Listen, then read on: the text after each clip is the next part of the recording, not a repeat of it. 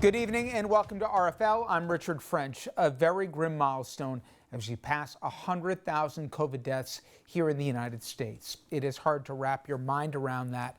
100,000 Americans killed by a virus in really just a few months. But the New York Times, they tried to visualize the scope of the tragedy this past weekend. The front page of the Sunday Times listed 1,000 of the victims. It took up the entire page. Again, and you can do the math, that's strictly 1% of the total this pandemic has wrought on America.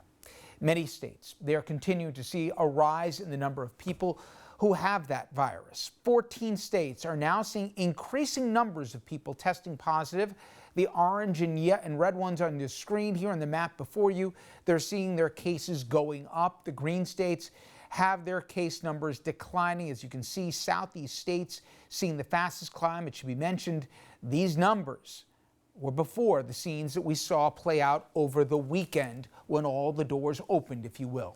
Despite that, there is still a battle over whether or not we should even wear masks. Unbelievable we're having this debate. And just like everything else in Washington these days, a lot of it is all about politics. Today, Dr. Anthony Fauci, the nation's leading expert on infectious diseases, and still, if you believe the polls, and I do, the most trusted person on this, even with some attacks from the right, he said this.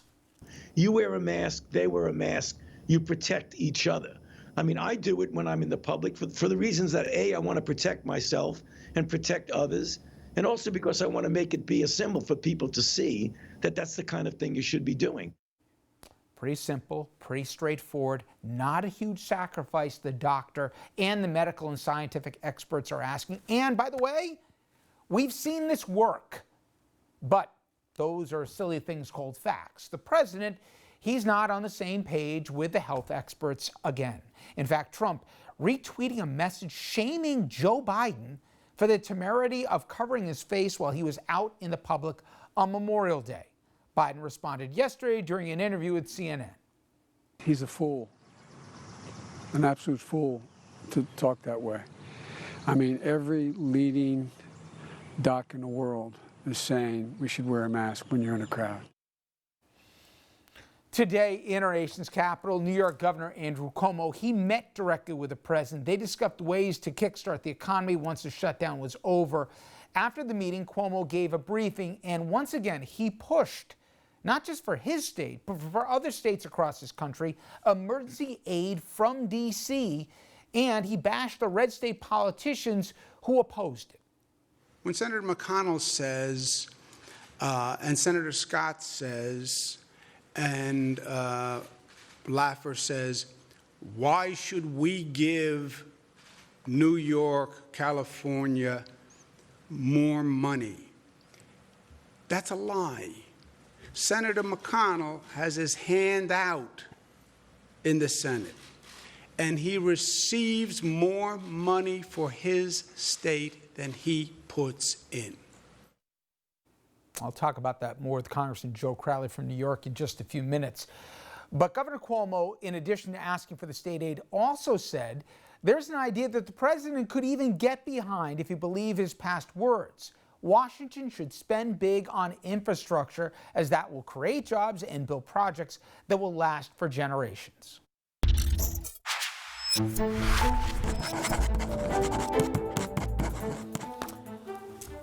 So tonight I speak about none of those either disturbing headlines or inane debates that we seem to still have in Washington. Instead, it was something else the president did.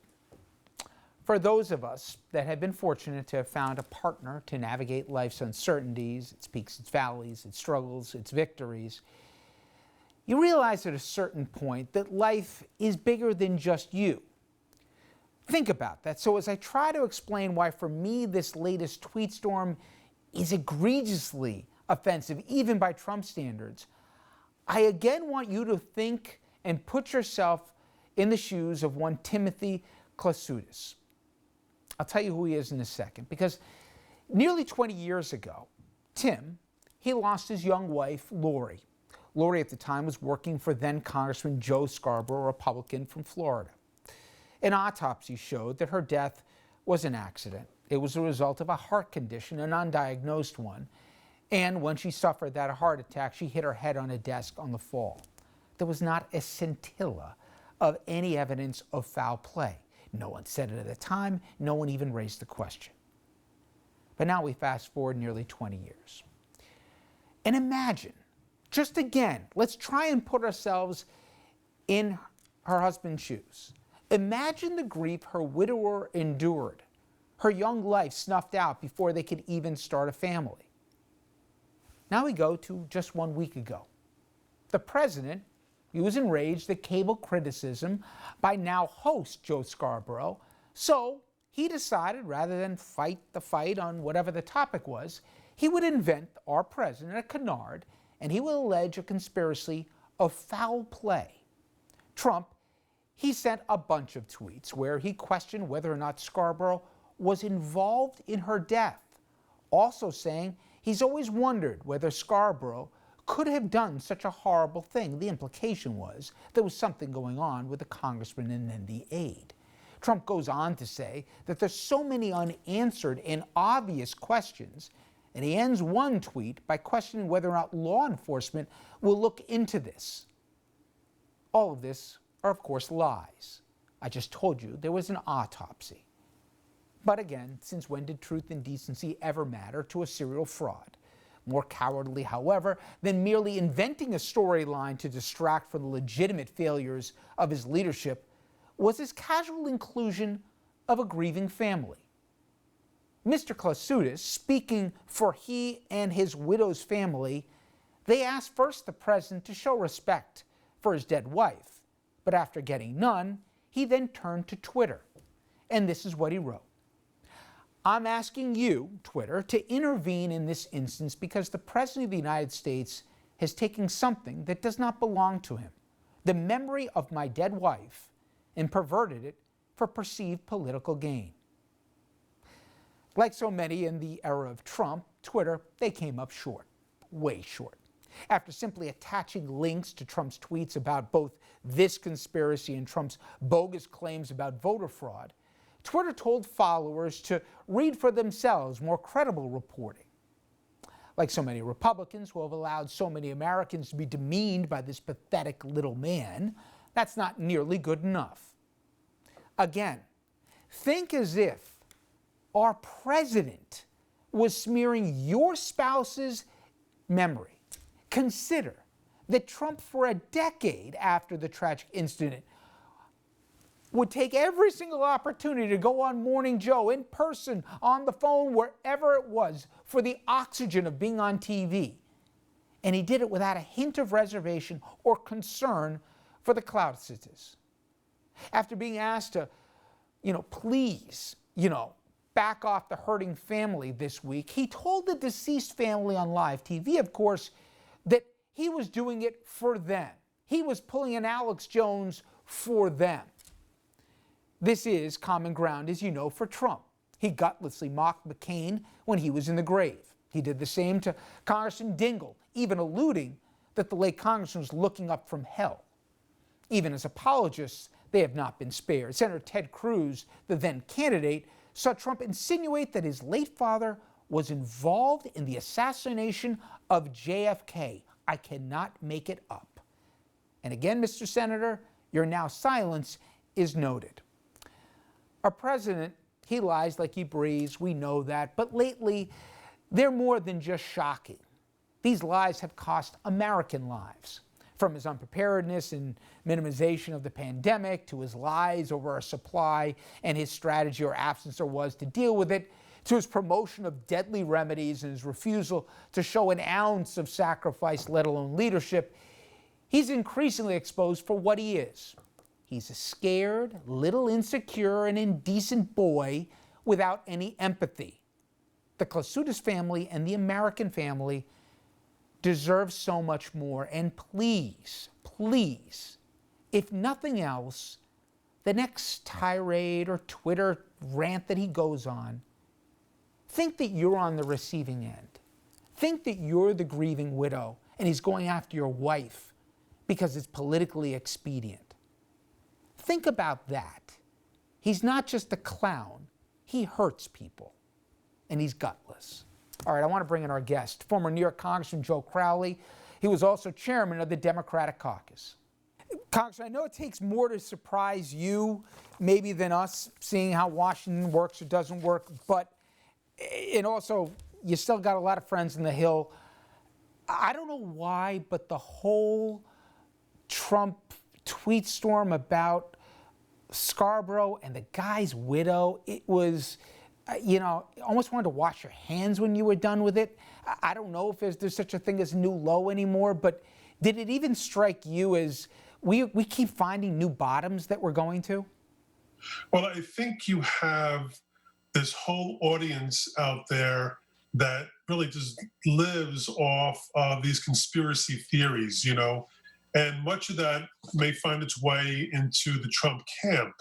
And I think he may be playing to that, obviously, But in answer to your question, when you think he can't get any lower, he gets lower. And there seems to be no end to it. There also seems to be no end of an appetite for it either, which maybe has me more concerned than anything else, that people out there will actually believe this, that this young woman, died tragically and had everything to live for, a loving husband and family, was a great athlete, but she had an undetected illness or malfunction in her heart.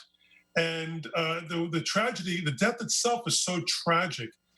To now have this once again rehash itself, it causes tremendous pain to her entire family, to her husband, her entire family, her community, and in many respects to everyone who has to hear this again in terms of this. The tragic deaths happen all the time, and they sometimes happen, within the parameters of congressional people's lives as well. We all suffer tragedies throughout our terms in Congress. And here the president, because he's being politically vindictive, is taking out against Joe Scarborough because he doesn't like him politically, doesn't like the fact that he's critical of him as a former Republican. And it's just incredibly sad. There's a lot I want to get to. One of the things is the governor of New York came out of a meeting today in Washington with the president. And it still seems, and I'm curious, your thought that this whole baloney of this blue state bailout nonsense, okay, and we went through the math that, whatever, it's just rank hypocrisy. But that said, do you think that this is just theater and at the end of the day, the aid's going to get to the states? Or do you really think that they're going to withhold aid here depending on if the state voted blue or red, despite the fact that for decades, states like New York have been subsidizing states like Kentucky? Well, nothing surprises me anymore, as we've just gone through just a moment ago. But I do think it's important to note that both red and blue states, if we can use that terminology, I think we've gotten to such a low that whether you wear a mask, you're blue, and if you don't wear a mask, you're red. That it's leaked or leached into the funding for states. For instance, a state like Kentucky, where Mitch McConnell comes from, their budget to due July 1st, just like New York, they're going to have an imbalance. They're going to be crying in need of help as well. And that is a state, Kentucky for one, that is a receiver state. New York is a donor state. Kentucky is a receiver state. They've lived off the largesse of states like New York for decades and decades and decades. And so Mitch McConnell, who's up for election himself, is going to be under some pressure and duress. But other states as well, Colorado, Maine, many of these states are going to be looking to the federal government for help and assistance, as they ought to under these circumstances. So, look, Rich, your guess, I guess, is as good as mine or anyone's at this point in terms of what the president will or will not do for political reasons. But I think for the sake of the country, for the wounds that we sustained, as we're speaking right now, in all likelihood, we will have gone over the 100,000 threshold for lives that have been lost. Regardless whether Democrat or Republican, they're Americans, and each state is addressing the issue as they see fit and really needs the help and assistance of the federal government like they've never needed before. Many people might have seen the story in the Times today. You got these school lunch programs that have obviously gone away with COVID or have not been as regularly administered as they were before, depending on districts. You have SNAP funding. Think back to your district, in Queens. What are underreported things that you're concerned about that are going to start to really fall through the gaps as we're beginning to get really into the teeth here of an economic crisis we arguably haven't seen for potentially going back to the Depression? I know that there are lines in Sunnyside, for instance, that go around the block for people who are looking to supplement their meals. We see it all throughout Queens where food banks are being set up and people are literally lining around the block in the rain to get this help to help feed families in Queens and the Bronx and throughout the city and quite frankly the country as well. So the need is massive. But when this nutritional program is really denied to these children because they're not in school, it does have an effect on their development, both mentally and physically. And that's a price that we'll pay down the road, and really something the federal government should be doing something about. A couple election questions. One, Vice President Biden, he's in a tough spot. How do you campaign during a pandemic? And at the same time, you know, he's being labeled Bunker Joe, or he's hiding in his basement by the president and the press secretary daily. Is he handling it the right way? I know some people say the best thing you can do, out of sight, out of mind, and let the president self-immolate. What would you counsel him that he should or shouldn't do as we're still basically a country that has to socially distance? People know who Joe Biden is. And I think, you know, there's an adage when someone is stepping on their own foot, don't get in the way. I think that's also been part of the strategy of the Biden team. The president, you know, continues to make a buffoon of himself. And whether it's giving erroneous medical advice or the tweets that he's doing that really show, you know, Richard, there's polling data that indicates in Florida, for instance, the President Trump is losing ground with older Americans. And he's losing ground because they're tired of his nonsense. You know, it's too replete to go through all of them. I just mentioned two. And I think that's an important sign. People know who Joe Biden is. They know what he stands for. And I think that's why Joe Biden was successful in November. Last thing. I know in the end, the president can't do it unilaterally. Congress has got to go along. There's no way the House would. But I think it would be naive to think the president wouldn't be willing to try to either delay the election or delegitimize it, certainly. And I'm worried about that just because imagine how divided we are now, where we could be after November. To that end, what do you think we ought to be doing that we're not already? And how far do you think he's actually going to be willing to go? Well, I think the president has already started that process by questioning the legitimacy of mail-in ballots and voting by mail. That's all a tactic. He himself has used the mail to vote himself very recently. It's been something that Americans have used, and some states do it do it exclusively. And so that's one aspect of it. But the reality is that whether the president tries or attempts to do something, I don't think will matter. The Democrats control the House of Representatives. It would take both houses to change the date of the election.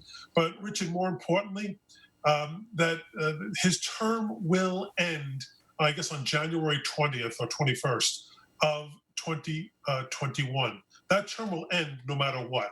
And so we will have to have had conducted election. It will be in November. It will be this November, the first Tuesday after the first Monday, as it always has been, and it always will be. Congressman Crowley, I always appreciate you making time for us. Thank you so much. Thanks, Rich. Always great to be with you.